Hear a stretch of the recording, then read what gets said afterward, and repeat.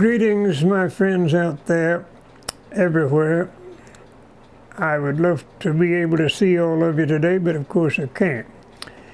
But I do appreciate you who, when we meet on the street or in the store somewhere, or wherever, in a public place, who tell me who you are and the fact that you do watch this program.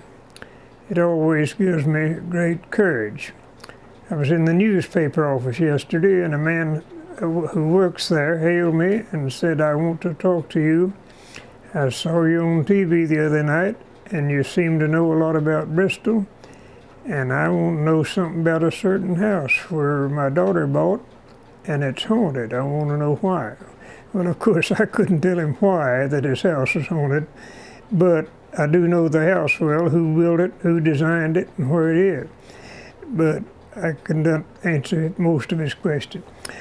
Today, we're going to take up the unusual subject of pioneer beds in this Bristol area. Now, we're going back a way before Bristol was even ever thought of. Back in the 1700s, when people first began to come into this area. The first ones who came didn't come in wagons or carriages or buggies or anything of that type. There was no roads. The first ones who came were either walking or riding horseback. They could just about make the trail through the woods with a horse, but they could not get a wheeled vehicle in here. Well, now they were far from civilization, almost. I think that's a good statement. They were actually far from the civilized part of the world and the state, the nation and the state. Now, of course, there was night and day in those days. So those people walking and riding, what did they do for a bed? They slept wherever night overtook them. And usually their beds were simply lying on the ground. Sometimes in their saddlebags they would have quilts or blankets, usually blankets. Quilts were not very popular in those days, or had not come into vogue much. But they would use their blankets, spread them out on softer places they could find. If they were going along a river, they usually used the sand of the river, sandy banks, for a place in which to sleep. And they had two reasons for that. Most of them believed, if it happened to be summertime when there's danger of snakes, most of them believed that snakes wouldn't crawl on sand. Perhaps that might be halfway true of snakes that are ordinarily in the woods, but of course water snakes will do it all the time. That was two reasons: softness and thinking they were possibly safe from snakes. Now, also, there were wild beasts in the forest, and they had to be thoughtful of such dangers as they were. There were panthers and things like that here that might be very vicious. Well, in order to keep the animals away, they usually built up a fire that they would get up during the night and keep it roaring, throwing more wood on. Wood was plentiful everywhere, of course, driftwood and down limbs in the forest and so on. And that tended to keep the animals away. One old timer told years later that he was lying on his bed in the forest one night, and in the light of the fire that they'd built up, he saw two shiny eyes, and they were very far from each other, so he knew it was a large beast of some kind.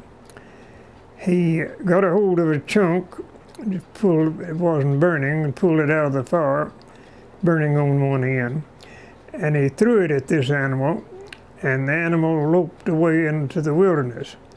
Next morning, they looked for his tracks, and evidently it was a large panther that had stood and surveyed them. So they were in constant danger everywhere. Now, those I'm talking about now are more or less long hunters or explorers.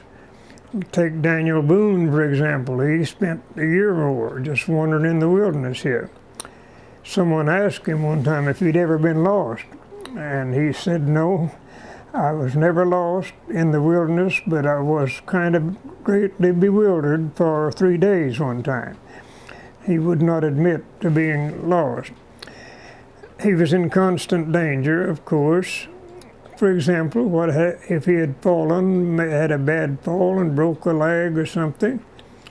What would he have done? His hunting would be over unless some animal came nearby. If he couldn't, or say worse, broken a back or something, what would he do? He'd just have to lie there and die in the wilderness. That was all. Being alone, it must have been a terrific feeling of loneliness. Then settlers began to come into this area. And finally, wagon roads were hewed out in the wilderness. Very crude they were and very rough. Hard to traverse, rocky in places and muddy in places. But the first settlers came here with just horses and mules or whatever, and they had packs on them, carrying what few little household goods they could. Well, of course, they certainly didn't have any beds strapped to the back of the horses, so they just made their bed wherever the night overtook them, and probably had blankets in their packs on the horse, and they could do that. Now, if it happened to be cold weather, you were in bad trouble. Of course, you could build up roaring fires, or no shortage of wood or leaves or little sprouts, whatever, to burn. But that wouldn't be comfortable at all, even so.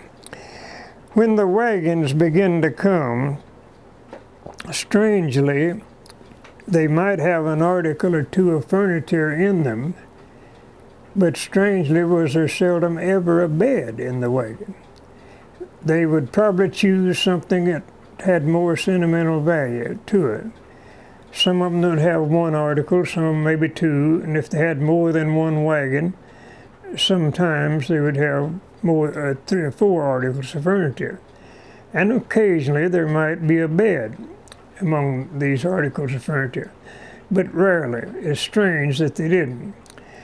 Here at Old Pleasant Hill, there in the dining room, there is a old corner cupboard made of cherry wood that was hauled in a wagon from the Tidewater, Lancaster County, I think, of Virginia, and brought into this area in a wagon. It was the only article they brought. I guess they thought in the wilderness it'd be harder to have one of these made than anything. For example, where you're going to get glass for the doors here in the wilderness. And so they brought that. It wound up in a pioneer home near Mendota, Virginia. And today it's by a roundabout path, Knoxville, Jonesboro. It finally was brought here to Pleasant Hill and is now in the corner of the dining room. Also, a common article that they would have in those wagons, other than the beds that were absent from most wagons, would be a blanket chest. That seemed to be a favorite article, and of course in the blanket chest, they could carry what bedding they could bring in here. Up in the Jefferson Davis room here, at Pleasant Hill, there's one of those old blanket chests. It's a long one. It makes some people think of a casket or a coffin, but it's just a long blanket chest. That was hauled from York, Pennsylvania to what's now, or near what's now, Maryville, Tennessee. It too made a journey northward and finally got to Jonesboro, and it is here today.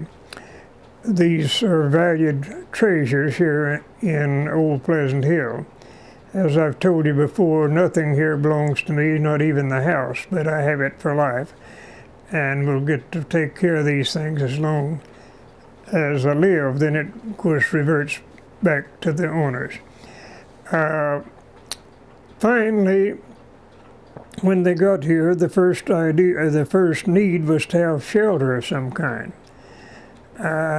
That usually, if it wasn't a bluff or a cave, it would turn out to be maybe a crude log cabin. built somewhere in a forest. Everything was a forest then. Oh, as I drive about and see the beautiful landscapes of East Tennessee and Southwest Virginia, I think of the labor, the hard labor that went into clearing this country and making it what it is. For we who live here today, it was a hard job. A lot of it was done by slave labor, but a lot of it was done by the master of the place and his sons, if he had grown sons.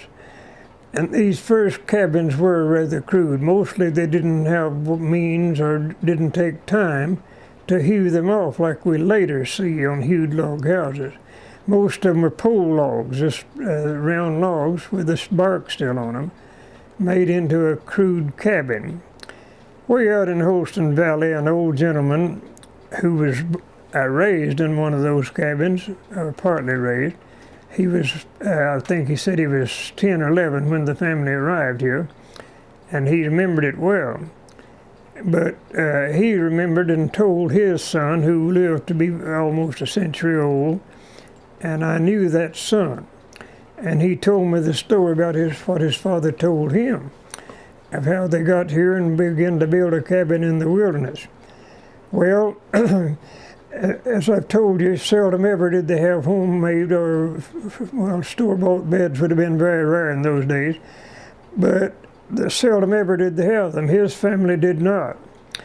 Their first beds consisted of piles of leaves in the rooms. Instead of saying this is Mama's bed and this is Jerry's bed, or whatever, it was Jerry's pile of leaves and Mother's pile of leaves. Just over the house, piles of leaves. Of course, as I say, most of them did bring some bedding, and they'd spread their blankets over these piles of leaves and sleep on them. He told an interesting story, though, about how during the summer, he and a younger brother, as I say, he was about 10 or 11, I think the younger brother was about 8, they had their leaf pile. Instead of their bed, they had the leaf pile in the cabin. Now, take heed, you out there who are now sleeping in fine beds and sleeping on a $1,000 mattress maybe or more. It's hard to imagine that your remote ancestors probably, instead of having a bed like you have, they had a pile of leaves called their bed. Anyway, he and his brother spent the night on the pile of leaves, and it was summertime. And the crude door of the cabin was left open to get a little air. There were no windows in the cabin. It was windowless. And they lay upon their leaf bed, slept well, he said, and next morning they got up. Sunlight began to flood into the room from the open door, and they were shocked to see a large copperhead snake slithering out of the bed on which they'd slept. He evidently had been their bedfellow and they didn't know it, being covered up with the leaves, and they didn't see him until morning. Well, he made the statement that no matter how hot the night was, the next night they closed the cabin door where no snake could get in, and they also spent part of the day staring up the leaves to see if there might be more snakes in the bed.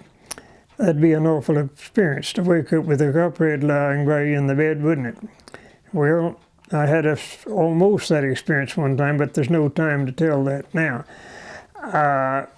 We've covered pioneer days. Finally, they built crude beds by maybe putting pole beds, they called them, in the corner. Fasten them at two corners of the wall and one leg out on the floor. But on these, they usually just piled hay or leaves. These were the first beds.